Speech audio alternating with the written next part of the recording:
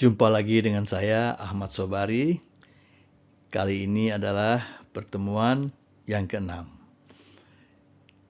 Membaca dan memahami naskah hukum dalam bahasa Belanda, serta meringkas informasi penting. Pemahaman tata bahasa hukum. Pertama, mencermati kalimat-kalimat yang kompleks dan istilah hukum yang khas dalam dokumen. Yang kedua, memperhatikan penggunaan kata-kata formal dan baku dalam bahasa Belanda hukum. Lalu, contoh istilah hukum khas dalam dokumen. Yang pertama, Wetboek, kitab undang-undang. Ini merujuk kepada undang-undang atau kitab undang-undang tertentu, seperti Wetboek van Strafrecht, itu kitab undang-undang hukum pidana, atau Burgerlijk Wetboek, yaitu kitab undang-undang hukum perdata, atau Wetboek van Koophandel. Wetboek van Koophandel, kitab undang-undang hukum dagang. Contoh berikutnya adalah rechtbank, pengadilan, yaitu tempat di mana perkara diadili dan diputuskan. Lalu ada vonis, putusan peradilan pidana, vonis, putusan pengadilan pidana, yaitu keputusan resmi yang diucapkan oleh hakim. Lalu ada advokat, pengacara, ya, seorang profesional hukum yang mewakili dan memberikan bantuan hukum kepada kliennya. Lalu ada aanklager atau jaksa penuntut. Selanjutnya ada getuige atau saksi, ya, seseorang yang memberikan kesaksian dalam persidangan. Contoh penggunaan kata-kata formal dan baku dalam bahasa Belanda hukum. Geachte heer atau geachte mevrouw. Ya, geachte heer atau geachte mevrouw. Ya. Ini artinya yang terhormat Bapak atau yang terhormat Ibu. Ya. Geachte heer Jansen atau geachte mevrouw Mariana. Contoh berikutnya adalah met vriendelijke groet. Met vriendelijke groet. Ini merupakan salam penutup, ya. Hormat kami. Yang selanjutnya adalah overwegende daad. Overwegende daad, ya, ini biasanya untuk menyatakan pertimbangan, ya, atau alasan-alasan dalam dokumen hukum, dalil-dalil, ya. Overwegende daad. Yang selanjutnya adalah in aanmerking nemende, artinya mengingat, menimbang, ya, dalam rangka menyatakan pertimbangan dalam undang-undang, peraturan, atau keputusan. Misalnya lagi ten aanzien van, ya, ini dalam hal mengenai sesuatu, ya. Jadi ini frase yang formal yang artinya mengenai titik-titik dalam hal titik-titik, ya. Ten aanzien van. Lalu voorwaarden en bepalingen, ya. Voorwaarden en bepalingen. Ini artinya syarat dan ketentuan. Voorwaarden en bepalingen. Identifikasi struktur dokumen. Pertama, perhatikan bagian pengantar, isi, dan penutup dalam dokumen hukum. Berikutnya adalah cari judul, nomor pasal, dan subpasal yang mengorganisasi teks. Fokus pada informasi relevan. Pertama, tentukan tujuan membaca dan cari informasi yang relevan dengan tujuan tersebut. Yang kedua, jangan terjebak pada detail yang tidak relevan. Fokus pada inti dari teks hukum. Memahami naskah hukum dalam bahasa Belanda. Pertama, tafsirkan penggunaan istilah hukum. Jadi, gunakan Kamus Hukum Belanda Indonesia untuk memahami istilah-istilah hukum kunci. Ya, Kamus Hukum Belanda Indonesia atau Indonesia Belanda atau Belanda Indonesia Inggris. Banyak ya. Lalu perhatikan definisi dan konteks penggunaan istilah tersebut dalam dokumen. Yang B adalah identifikasi argumen utama, di mana cari argumen utama atau tujuan dari teks hukum itu.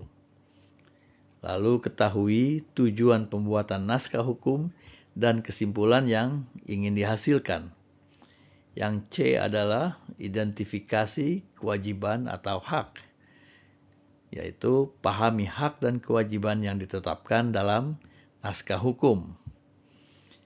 Catat hal-hal yang penting, ya, hal-hal penting yang berkaitan dengan hak dan kewajiban pihak-pihak terkait.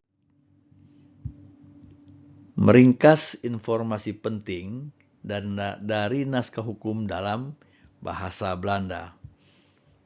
A. Gunakan kalimat pendek dan jelas. Gunakan kalimat singkat untuk merangkum poin-poin utama. Hindari penggunaan kalimat yang berbelit-belit. B. Identifikasi informasi kunci, yaitu cari poin-poin utama dan informasi yang penting dalam teks hukum.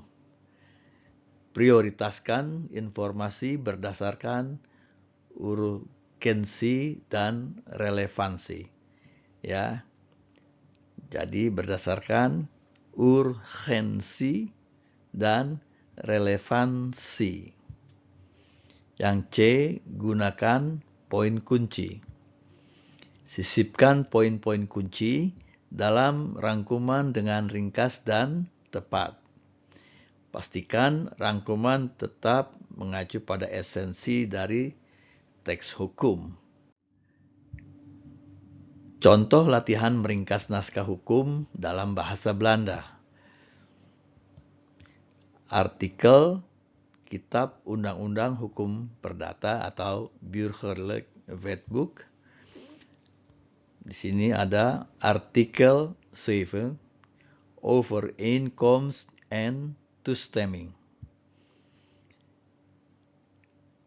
Een overeenkomst komt tot stand door een aanbod en de aanvaarding daarvan. De toestemming van beide partijen is vereist tenzij de wet anders bepaalt. Sekali lagi, artikel 7, overeenkomst en toestemming. Een overeenkomst komt tot stand door een aanbod, de aanvaarding daarvan. De toestemming van beide partijen is vereist tenzij de wet anders bepaalt. Artikel Kitab Undang-Undang Hukum Pidana atau Wetboek van Strafrecht. Artikel 310, diefstal. Ya. Artikel 310, diefstal. Ini pasal 310, pasal 310, diefstal, pencurian. Heidi met het oogmerk van wederrechtelijke toe-eigening wegneemt hetgeen aan een ander toebehoort, wordt als schuldig aan diefstal. Ja, als schuldig aan diefstal. Gestraft met gevangenisstraf van, dan seterusnya. Ya, sekali lagi, artikel 310 diefstal.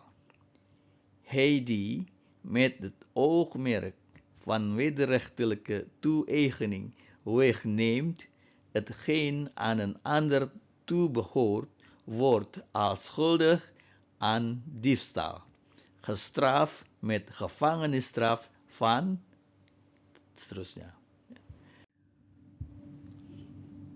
Sekarang ada penugasan untuk mahasiswa. Pertama, buatlah ringkasan singkat dari masing-masing naskah hukum dalam bahasa Belanda. Yang kedua, identifikasi poin-poin penting dan argumen utama yang terdapat dalam setiap naskah hukum. Selanjutnya, yang ketiga adalah jelaskan arti dari istilah-istilah kunci dalam bahasa Indonesia.